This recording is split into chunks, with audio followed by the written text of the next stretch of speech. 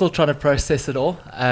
But yeah, it was one hell of a journey. But as you mentioned, I've been in the sport for a while now, so done a number of 100-milers and 100k races, but never a 250 miler or a 200 miler. So it was a big step up.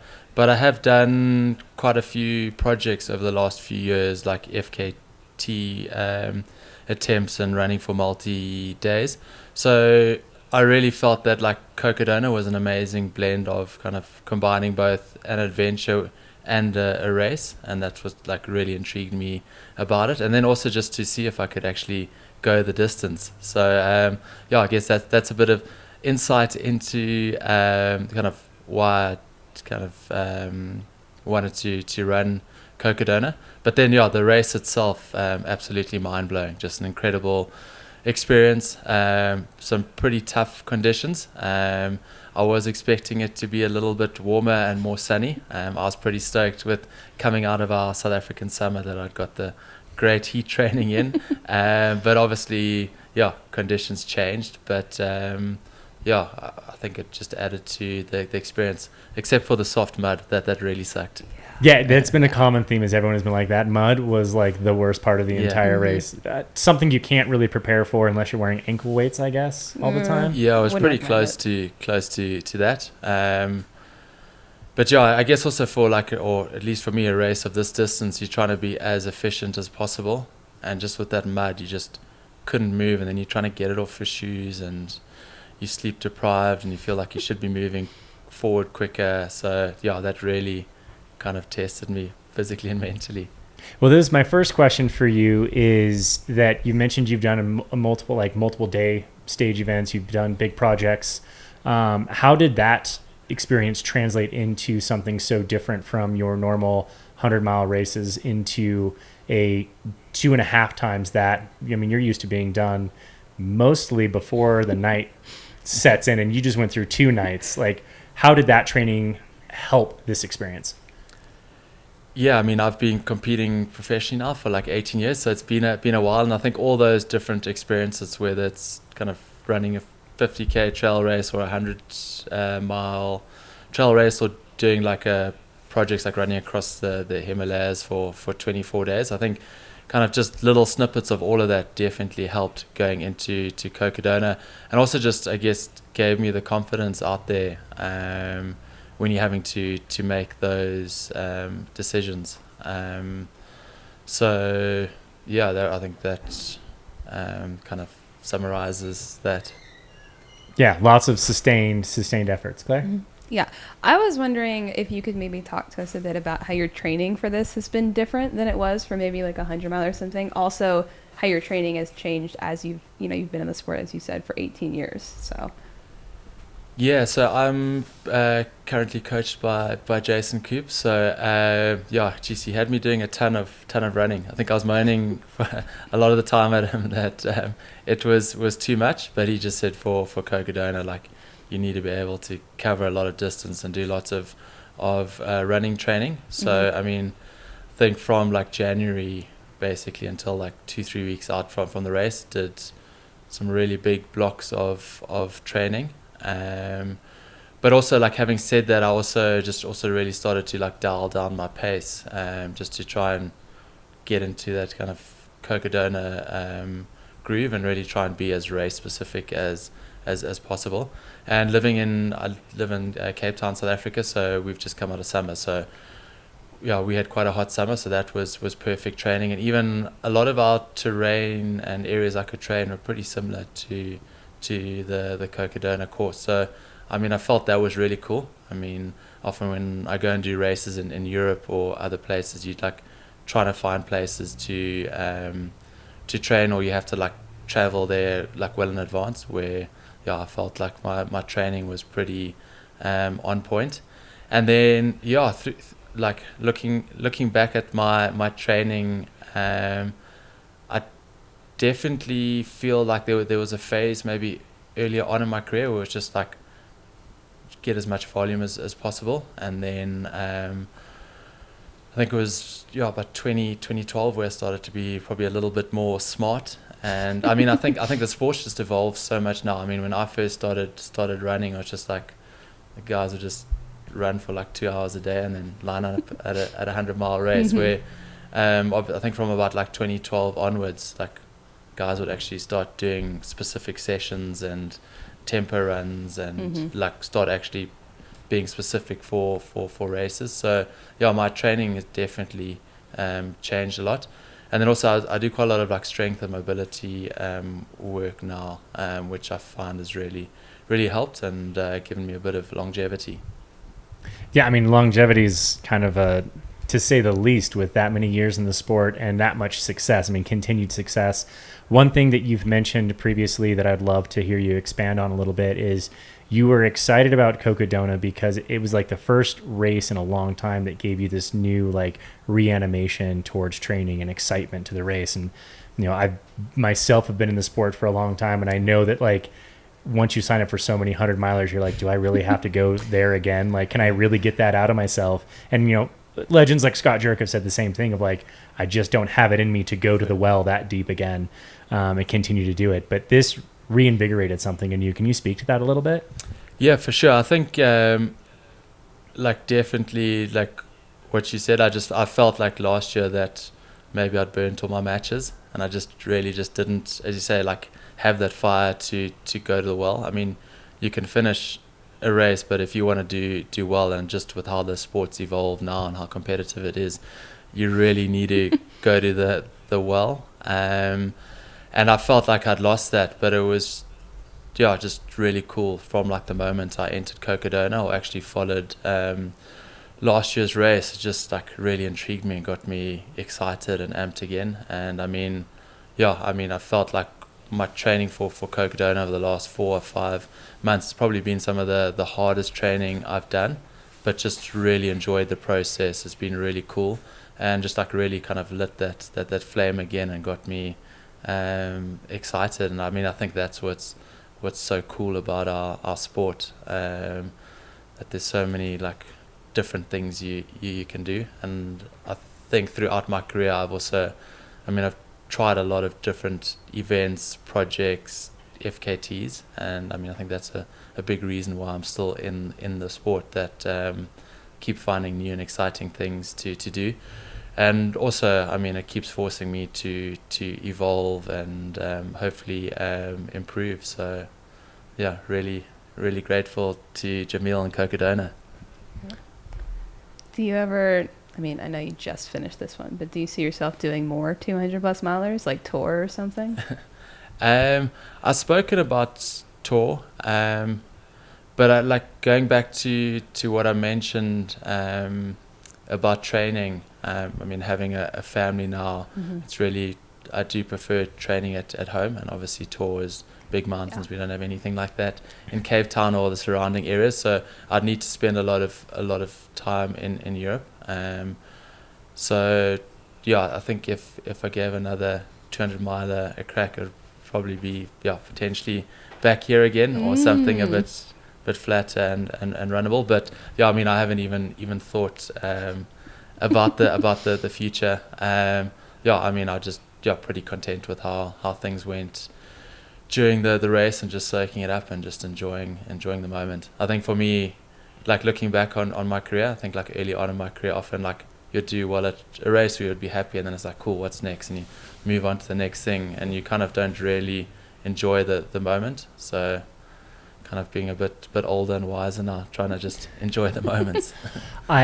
You spoke to this about like, you know, you have a history in the sport for a long time, and you were kind of like in the moment at the race. One thing we noticed at each aid station, you and Dan would get there roughly similar times, and there were times where Dan would come in and just be like so excited and jovial, and kind of it looked like he was more aloof with what he was doing at the aid station, versus as a true professional, you came into the aid station and it was like your team had it dialed. You knew exactly what you needed to do. You took exactly what you had planned. You executed and you moved forward. Did you feel like this race was a very well executed race in terms of like how your game plan that you came into it with went? Yeah, well, I'm glad you think I looked switched on and focused in the 8 stations. It didn't. Maybe it was the Didn't- 200 didn't- mile yeah, stare. didn't I feel like I that. mistook that for you Yeah. being like a That's field what it general. looked like to me. Yeah. No, I mean I'm really happy with how the race panned out, and yeah, I mean had like one or two low moments. Where I kind of got borderline hypothermia, so that was like a bit concerning. But otherwise, like overall strategy, I was happy. I mean, if anything, I almost felt like I spent too much time in the 8 stations. I think pre-strategy was to try get in and out as quick as possible, and rather just eat and do what you got to do on the move.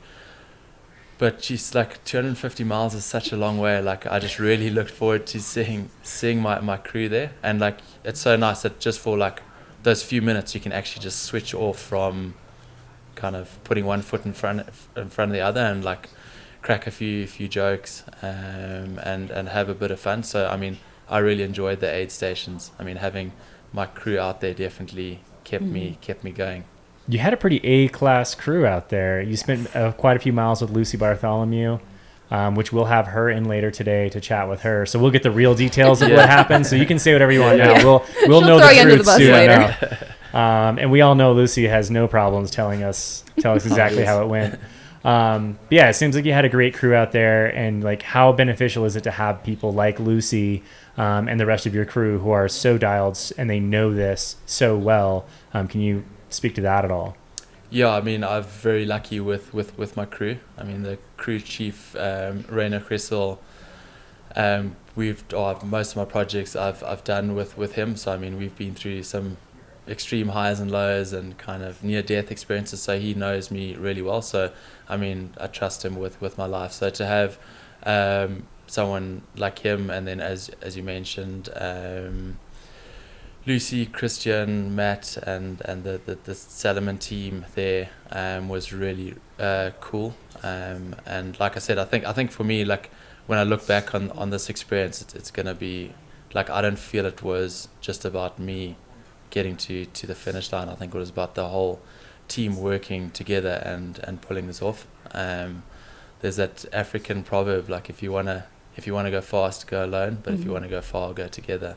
And I mean, that definitely resonates with me, and it was just so cool to have the guys out there, and just I mean, it's just an incredible experience. This race epitomizes that to a T, right? Like it is about going far and using your crew. And Dan said the same thing of like he couldn't have done it without his crew.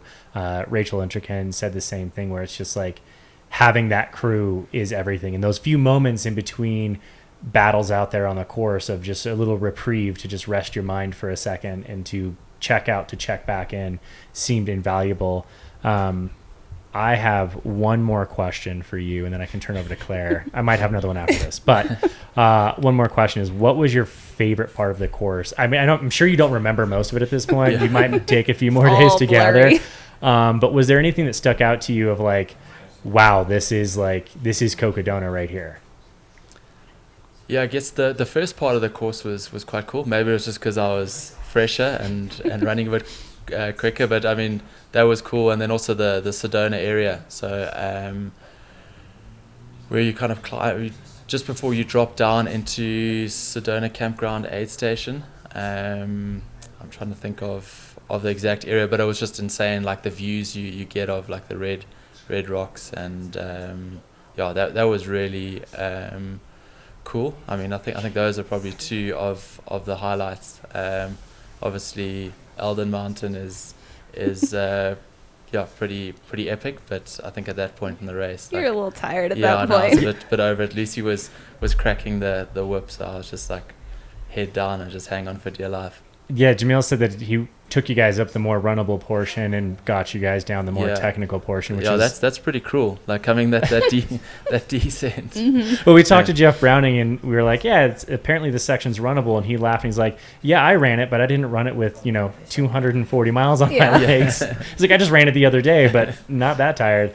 And that section, so you guys were well ahead record splits for quite some time, and it seemed like that finish was you kind of came back towards the course record with that finish. So it was a longer year, a more technical descent on that. Like, how did you feel your body held up through all of that and like coming to that last bit? And now, then it's your turn. Okay. Yeah, I mean, I think also with the mud really slowed things down. So my body overall felt pretty good, except my like right calf and just kind of swelled up and got super sore and went the back of my hamstring. But that was just from the mud, because the mud would like cake up on my shoes so much, and then almost your feet just get stuck in the ground and you keep moving, so you'd have to kind of pull yourself back. So I mean, coming into that last aid station, I actually got a quick massage in my calf. I think also fell asleep with a burrito in my I was going to actually ask if you saw the picture that has been going around of you lying in the car with the burrito, because it's one of my favorite ones from the race. I can't say I can like remember it happening, but I saw the photo afterwards. It was a pretty iconic moment, I'm not going to lie. So I mean, coming out of the last aid station, I was definitely my calf and stuff was hurting, but I think the massage really worked, and Lucy cracking the whip and just her kind of energy managed to get me up Eldon Mountain. But that descent again kind of could feel things a bit, but I guess it probably did slow things down a bit. Yeah, just a little bit. I could imagine that more technical descent, like, I'm sure you're feeling it today, every step down is like terribly painful. I can only imagine coming down on that was feeling pretty similarly. I was lucky. I mean, I used the poles coming down. I was just worried they were going to snap at one point, because I was... It's better to snap a pole than your ankle, though. Yeah, exactly. I snapped one pole during the race, and it was like around Fan Ranch or something in the mud as well. Kind of fell back on it. Yeah, those can be crucial in keeping yourself upright that late into a race. We saw a lot of runners were just kind of like putting them down and putting them right into the shoulder, just leaning on those like a little tripod to take a rest. You weren't able to take any naps out on were you able to get any kind of sleep as planned, or did you have to really adjust based on the weather change? So I tried to sleep three times for like 10 to 15 minutes, but it was only actually the final morning where I slept at I'm trying to think now. I remember just now that there's a lot of aid one of those to remember. One of those aid stations, or it's a Turtle. Yeah. Turtle. So I slept for like, I think it was about 5 minutes, and then woke up, and you kind of wake up and it's like, oh flip, I'm still in this. I still got to keep going, and then it's just like. Was that all just a bad dream? Nope, we're still in it. No, exactly. Shoot. But then you realize like there's only one way to get to the finish line, and you got to keep moving forward. So but it's so. Did you wake up at all, like when you got to your Airbnb and you tried to fall asleep? Did you wake up in a panic, like you had to keep going, or were you just like, I'm done, it's over? No, luckily not. Shame. Lucy, I think, had a bad dream last night. It's like she was trying to find me a sandwich, and she couldn't find the sandwich that the crew were asking. Pacer. Yeah, that they were asking for, and but that's amazing. Yeah. But so I actually only slept for 5 minutes, which I think is definitely wasn't ideal. I mean, I guess with 200 milers and speaking to Jeff Browning, I guess they become addictive in some ways. Like, you always want to go back and like things you want to improve. So if I did do another 200 mile, I'd definitely like work on the sleep strategy, or just trying to figure that out. I mean, I think it's quite hard because you come into an aid station, you're like excited to see your crew, and there's all like the hype, and then like, I just want to sleep for 10-15 minutes, but you just kind of lie there like, I can't fall asleep. I actually, from projects I've done, I do a lot better just kind of having a trail nap. But obviously this year it would have been a bit wet and cold. Bit dangerous out there for trail naps, so it kind of throws the strategy out the window a little bit. So you did just mention they get addictive. Have you has it crossed your mind, like maybe 2026 I might come back? Can we see? Will we see you here at 2026? Because I know Jamil will probably give you a free entry. I'm just saying. He'll probably that helps. What's 2025 this year? So maybe I'll skip a year, 2027. Okay, that's fair. We Pencil can get you in. We will pencil you in Pencil in. now. We'll Okay. expect you here again, Ryan. No pressure. Last chance for you to shout out your crew and everyone else. Who would you like to thank? Because I know this is such an important part of this race. I want to give you the moment to just speak to whomever you want to thank out there. Yeah, I mean, I think I'll get to my crew now, but just like everyone back home in South Africa. I mean, I know a lot of people were following me, so thanks. Yeah, thanks. You're so getting much. a lot of love in Yeah. the chat right Yeah. now from We South got a lot Africa. of South Africans in the No, chat. I really appreciate it. Like, I mean, obviously, running is an individualist sport, but I mean, I felt like I was out there, like, yeah, I had a lot of support, and I wasn't just on my own.